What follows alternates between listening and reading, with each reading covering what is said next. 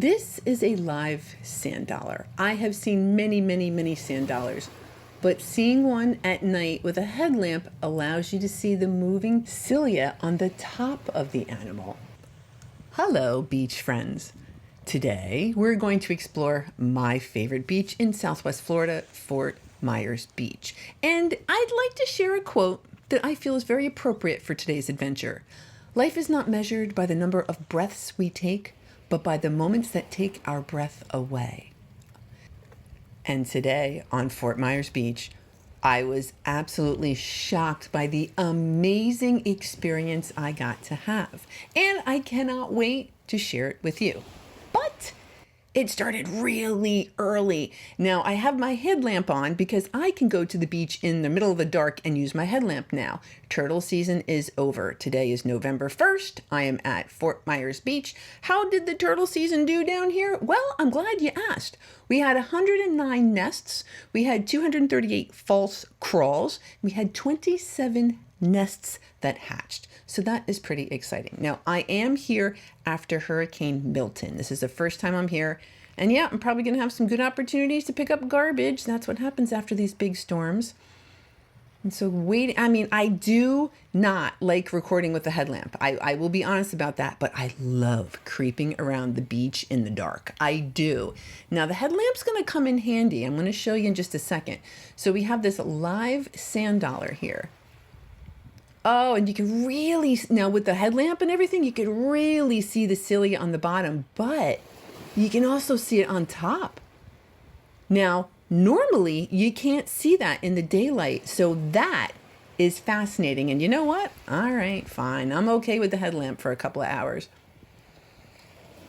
There's so many sand dollars.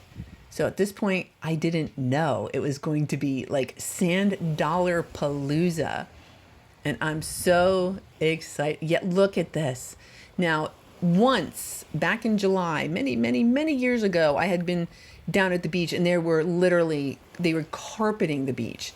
And this is not quite like that, but still there are so many live sand dollars. It's so exciting. Now this one's expired, so that would be okay to collect. I'm not going to collect that particular one, but don't worry. I'm going home with 1 or 2 sand dollars. Come here, little guy. Oh, you're so cute. So that's a little baby sand dollar. And they will move around. They use those little hairs to kind of move around, to push food into their mouth. And they are a member of the urchin family. They're just really, really flat. And then the ones that we have here in Southwest Florida, they're called 5-hole keyhole sand dollars. So they have a couple little holes in them, and not all sand dollars are created the same. Oh, it's so cool. And it's dark out. We didn't even start. Oh, I can't wait. It was really, really fun. So this is a sand dollar I was able to collect. And if you'd like to see what all is out there for us today, let's go to the beach.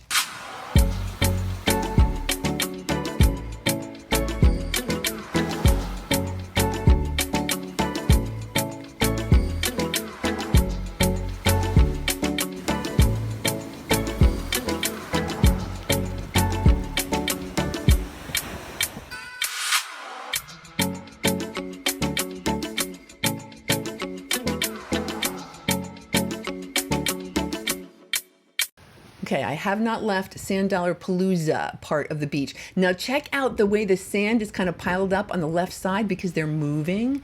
And of course, I am delighted to see the top, to see the little cilia on top of their bodies. Look how tiny. I just wanted to show you for size. Oh my, it's so cool. Now, the one thing I'm just curious about, why now? The sand dollars typically reproduce in the spring and the summer, and they do broadcast spawning, so they just kind of throw everything out there and hope it all mixes together. It'll settle to the sea floor, and then the larva just kind of turns into little baby sand dollars. But this is bananas. It's sand dollars as far as my headlamp can see. Really, really fun. Wow. So I've never got to record an event like this. Like, sure, I've been to Dickman's Island and there were lots of sand dollars, But beach friends, not like this. Like this was awesome to see. All right, garbage, I'll do my part. Okay. We have enough light. I can maybe take that headlamp off. Oh, and that tricky building there filled in with sand. Not really surprising. Milton was a sand event. Now, I have picked up a couple of sand dollars I do intend on taking home, and that's why I'm showing you this delicates container. I have many, many different containers I use. That just happens to be the one I took today. I'm glad I took a larger container so I could put more than like 2 or 3 sand dollars in them. And boy, if I had known, I would have brought my big old coffee can. But nice, pretty morning, and I'm noticing there's other people here. I normally have the beach to myself, but it's okay. Plenty of shells to go around. And you know what? This is gorgeous.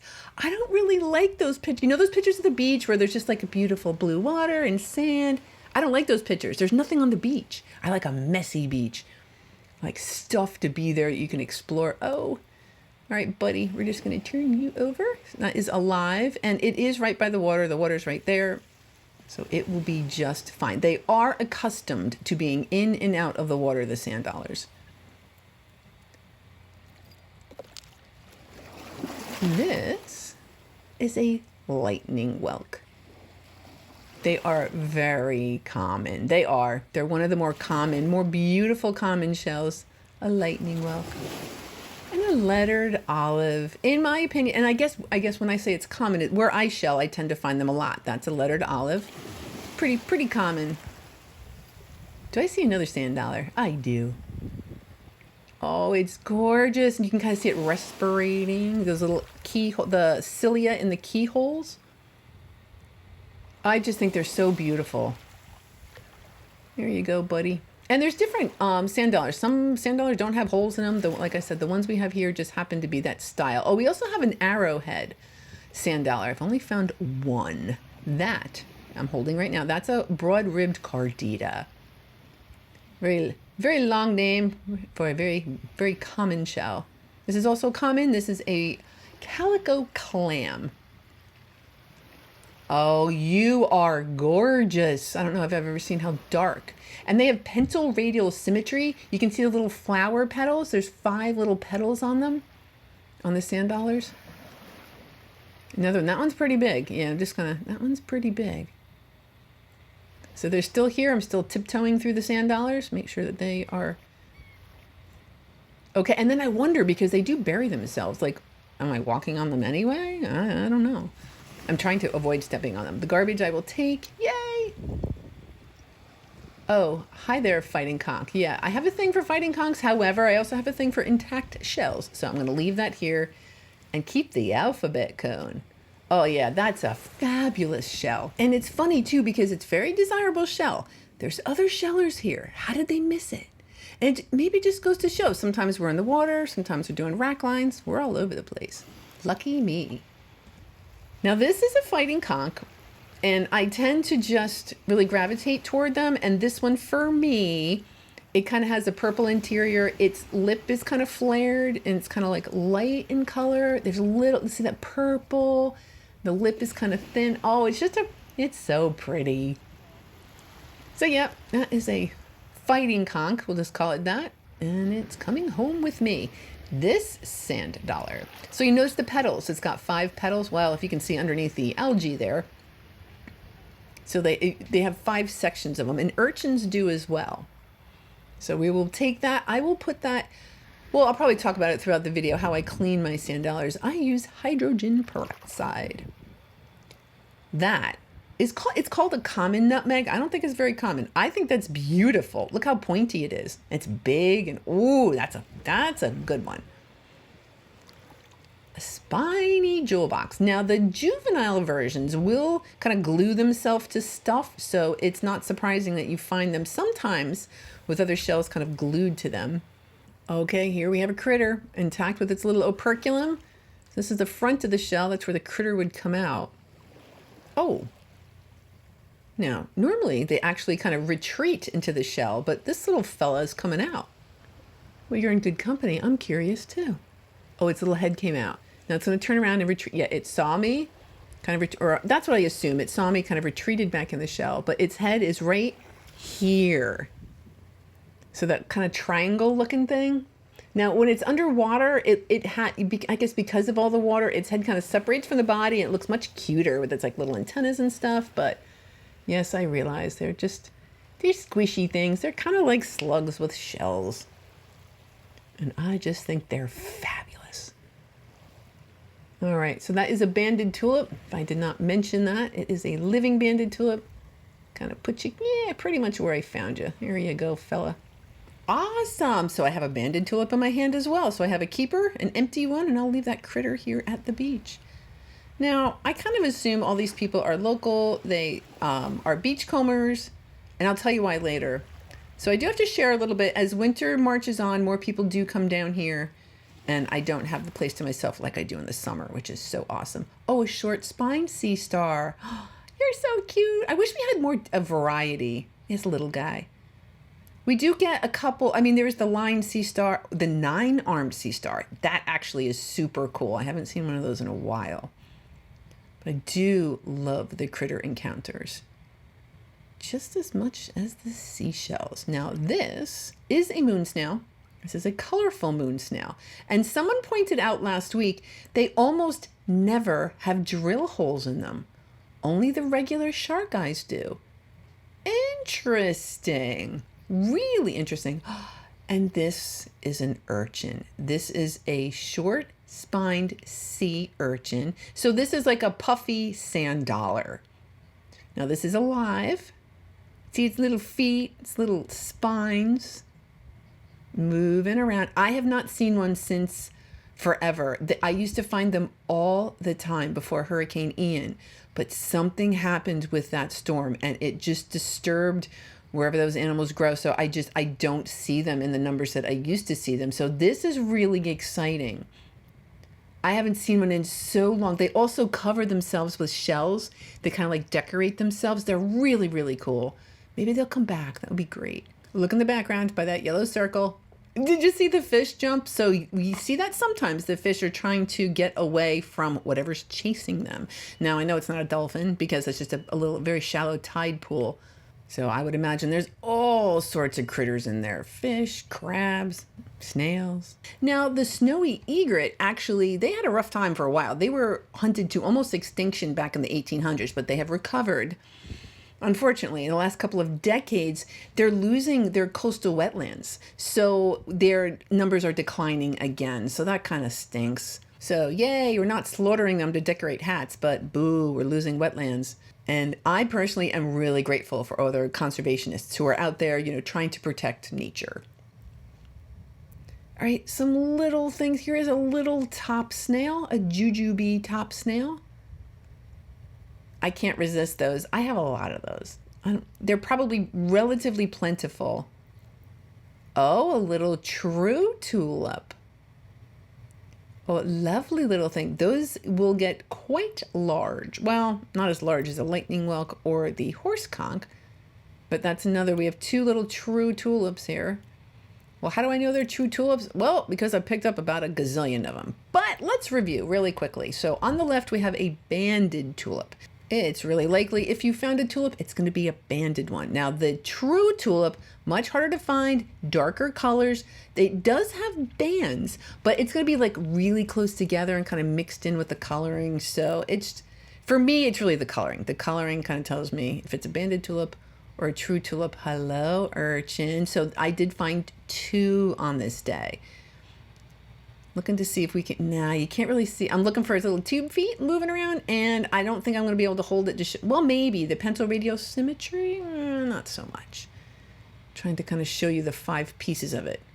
We'll save that for a time in the future because I have a good feeling that hopefully there'll be more urchins showing up. The rose petal tellin. Now, they really should have said it's the rose petal or white tellin, but they didn't. They just went with rose petal. So sometimes these can be white as well, but most of the time they're pink. Aww. All right, so this is, I haven't been here since the hurricane, Milton. This place just keeps getting beat up, and you'll see how important like mangroves and trees and grasses are to keeping the sand in place. Oh, I see some garbage out there. What do we got? We got a cup. All right, this is kind of like a cup from like a pizzeria. All right, we'll take that. My garbage total is going to be pretty high today. Yay. So we're going to take that off the beach. There's another clam you might find down here. Yeah, we have fancy clams. So it's a Sunray Venus clam, which I just like those. Sometimes they're kind of pinkish. They'll be dark and light. I love seeing the different variations. The Florida cone. Yep, nice and pointy on top. Very well behaved Florida cone. Usually they're all kind of beat up. Apparently I've been in the water a while. My hands are a little wrinkly. Now this is it is a pear whelk. A little chewed up on the aperture, but we have a pear whelk and a Florida cone. This awesome spiky thing, I know that is a spiny jewel box. We picked up one earlier. We said that they kind of adhere to things when they're juveniles. Now, this stout Tagalis. Now, I don't find those all the time. And frankly, I think I've only seen them at Fort Myers Beach. Not terribly exciting in my opinion, but still kind of neat. And not to be confused with the purplish Tagalis, which is much smaller, typically has the brown periostracum on it. So that's that little one there. I don't know what that little round one is, but this other brown thing, that is the purplish Tagalis intact with its periostracum. So yeah, that's going to be here too. Oh, here's another broad-ribbed cardita and another true tulip. The coloration gave that away. Oh, very slippery. Because the true tulips really have they have nice rich colors, where the banded tulips really kind of have mostly white. Oh, look, the tiniest little hermit crab. Oh, it's so cute. Oh, you're a darling. Yeah, I just saw a little bit of movement there in the rack line. What? Okay, and that is also a purplish Tagalis. So that does not have that brown layer of periostracum on it. Couple of Tagalises. And pear whelk. Yep. Not to be confused with the channeled whelk. Now, apparently you can get those on like the upper east coast of Florida. Not down here where I am. That's going to be a pear whelk. Wow, look at the color on that. Wow. So I assume that the coloration on the shell, since it's really, really vibrant, it means that the animal was alive recently. Look at this. This is a yellow prickly cockle. Oh, and I get two of them. Yay. 2 for 1. 2 shells for 1 bend. So a little yellow prickly cockle, and that's a little crowned conch that I already had in my hand. I do like a good buttercup lucine. I'll just go ahead and say it. Yeah, I know. I pretty much say every time I pick up the buttercups, and I love just seeing the color on the other side. Now here's another true tulip because it's almost black. Oh, that's neat. Oh, cool. So a little true tulip and a buttercup lucine. Oh, Florida prickly cockle. Common, gorgeous. I always pick them up. I just have a thing for those Florida prickly cockles. And yeah, while I'm here, I'm going to snag that lovely rose petal talent as well. So lots of colors delighting me here. Awesome. Oh, and here we have a little dusky cone. So we have the alphabet cone, Florida cone. That is a dusky cone. Neat little thing. Actually, I'm getting more and more and more interested in the tiny shells. Now, this is a marginella, an Atlantic marginella. And I was really trying to figure out if it was an orange marginella. I won't get into the shell nerdiness of it, but that little guy, Atlantic marginella. A pointed Venus clam that's alive. Now, what a neat shape it is. Like, you only find half of it, and oh, that's kind of interesting. It's a pointed Venus clam. I will leave that down here by the water. Now, I'm spending a lot of time in the water because I know soon I won't be able to. It's going to get too cold. And with the holidays coming, I did want to let you know that Charmin sells seashells. Now, over on my website, I'm doing a couple different things. You can buy a box of shells and I'll write a personalized card, or you can go crazy and I'll make a video for you. And that's over on my website. If you're really not interested in that kind of stuff, head on over to Etsy. I've got collections of seashells over there as well. I'm going to really try to keep it populated because I know that the holidays are coming. And then lastly, just in case you felt like supporting me, you can do that over on Patreon. Now, I have found a lot of my bucket list shells. This, I wasn't really sure. Is that an albino lightning whelk? I have found a couple of those, but I really have a thing for the albino shells. Now, I'm trying to figure it out, and I don't know how to explain it other than sometimes it is so bright on the beach, it's hard to see. And I don't know how to explain that. Is there anyone else that has the experience? Because I couldn't tell. That's not an albino. I couldn't figure it out until I got home. And it's fine. Luckily, I have other ones. Now, this little seraph, this is a dark seraph. Even though it's not actually dark, that is its name, a dark seraph. So I think they're fun. I like all the little weird bumpiness of them. This rebar. So I walked into it, and then I gave it a pull, and it actually came out of the sand. I was pretty psyched with that. So that goes in the shell bag. I'm bringing that home with me. And I was like lunging after this. After this, I had to like lunge down to the ground because of the way that the rebar was in my shell bag. Anyway, this is a scorched mussel. I don't spend a lot of time picking up mussels. I guess they just don't really appeal to me, but I decided to pick up that scorched mussel. Scallops I like. I like scallops. This is a calico scallop. It's just lovely. So is the beach. And at this point, I'm going to be quiet and allow you to have some beach time.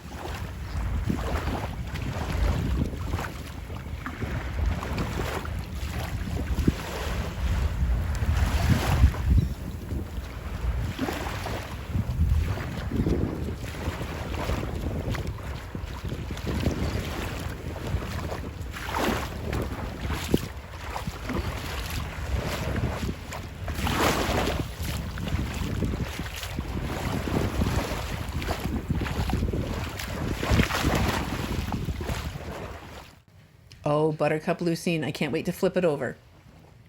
Oh, I love that. Oh, it's gorgeous. So yeah, it's the little things that delight me. Yeah. Oh, that is little, but it's so spiky and white and tan and pretty and a fighting conch that's going in my shell bag. Yeah, that's really lovely. Another really lovely fighting conch. Oh, little hermit crab. Now, this little hermit crab, this is called a long-wristed hermit crab. And I know that because its two little front claws are incongruent. They're not the same size. Now, this little sneaky critter will sneak one of those little hands in behind the operculum of the live snails and kind of snip its operculum off and kind of go in and start eating. So this is a tricky little hermit crab. And that's it. That's all we're going to get to see. That's it. Very shy. A very recluse hermit crab, and that's fine. We'll leave you here, you sneaky little long-wristed hermit crab, you. Okay, let's see what else is out here. I do know we have some sand dollars in our future. Now, nobody here. So like the local low tide people came out, combed the beach, and split. That's fine by me. All right, fine. So I get the beach now. That's okay by me. And a sand dollar, not surprising. And even though it's dark, completely safe to collect. It is not alive any longer. This has expired. Because you can tell the ones that are alive, they have all the little cilia on it. Okay, this one's safe. Yep. You're not alive either? Okay. So earlier, I had seen all those living sand dollars. This one is alive. All right, we'll help you out. So we're, I guess, kind of now that the light is up, I can kind of see now. Oh, hello, sand dollar. I think we're kind of wandering back into the sand dollar section of the beach. Now, earlier it was dark, so I only got to see this in the dark, or at least I think it was a little bit further down the beach. So I will probably spend a little bit of time collecting some of the expired sand dollars. And you cannot go by the color. It's a misconception. You got to go by the spines. Is it actually spines? Does it have cilia on it? That's what's going to tell you whether or not the animal is alive or not. So yeah, those are all dark. You notice they're not those white quintessential samples that you'd see in like a, at a gift store or something. So the real deal, they're not always white. Now, luckily, I have an extra shell bag because there were so many. I wanted a couple more than I could put in my little hard container. So I did spend some time just marveling. When I say that the sand dollars were everywhere, it was so fun. They were everywhere. And this just doesn't happen for me. And as much as I come to the beach, so I was really excited, and I can't tell you how much I love living here. Oh, it's so awesome. Yeah, so in the morning, do you remember all the live ones were just kind of spread out all over? Well, yeah, I guess there were a couple of expired ones as well. I don't know. For those of you that are experienced, you can kind of see them. They're all over the place. Mostly in the front. Yeah, and I stopped picking them up. I mean, there was no way. Not that I ever want to like take everything off the beach anyway, but there were just so many sand dollars. It was really cool. So we'll talk about a calico scallop for 2 seconds, and hopefully we'll talk about sand dollars more in a minute. But yep, so that is a very sandy calico scallop. Here's a turkey wing, also known as a zigzag arc. And arcs are a whole like family of seashells. So that is it has a lot of algae on it, but bleach will take care of that. All right, there's this building that usually gives me a little bit of trouble, but thanks, Milton. You put sand everywhere, including here. So it completely covered those rocks. There's been so many storms. Every time I come to the beach, it's totally different. Hello, spiny jewel box. So it is a spiny jewel box. And yes, in case you were wondering, behind me, there are still sand dollars everywhere. Still. Yeah, I'm still walking, and I can't fit any more in my container or my bag. It was just a really, really cool experience. And it's just crazy to think, I wonder how long the conditions would be like that. So I would imagine maybe a day or two, but which is why I posted on social media that day that it was a very good sand dollar day at Fort Myers Beach. That is a bay scallop, and that is a Florida prickly cockle. I love them both. And then this next, yeah, I had to fit that because it was so big. But look, I am leaving tons and tons of them behind. Yeah. Yeah, those I can part with. I really just wanted this one more. And now I'm kind of seeing this area for the first time since the hurricane. Even though I walked here in the dark, the tide has come up at this point, and it's still pretty low, and I cannot believe how much sand is missing. Yeah, it's always interesting to come and see what changes at the beach. Oh, yeah, garbage, we'll grab that too. Kind of see what changes happen after these storms. So once again, the beach is all different. I mean, hopefully some winter storms will kind of bring in more sand, but you know what? At least the critters don't care, and the beach is still awesome to go explore. The garbage, I managed to take off 2 pounds and 1.15 ounces. So I skipped right over 59 pounds, and I'm at 60.0872 pounds of garbage I've removed from the beach since I started keeping track in 2002. Yeah, there were a couple of sand dollars. Not all of them made it. And I didn't count them. Let's just go with there were many. There were many, many sand dollars. The little ones are delicate and so awesome. It just was so fun. So in addition to the sand dollars, I did pick up 1 or 2 of those fighting conchs. Yeah, I can't resist. And then there were a couple of the crown conchs. There was one little horse conch. We have some little tinies in the Florida prickly cockle, and I did manage to find an albino one. You know how I feel about those albino shells, so that was really fun. We had a little worm snail there, there were perculum, sliding up to the sunray Venus clams, spiny jewel box. There were some angel wings, lots of rose petal talons, the Florida prickly cockle, the broad-ribbed cardita, the Atlantic giant cockle, the calico clams on top there. There were some banded tulips, some pear whelks, some lightning whelks, some true tulips, buttercup lucines with some giant bubbles in there. And then we have some bay scallops there, some calico scallops, some kitten paws, top snails, the marginella, some drills, the Tagalis, stout Tagalis. Oh, there was a cross-barred Venus clam in there. The apple murex, colorful moon snails. There were some fly-speck sereths.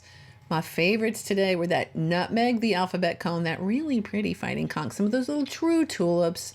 So it and the sand dollars. I mean, like, it was such a cool experience.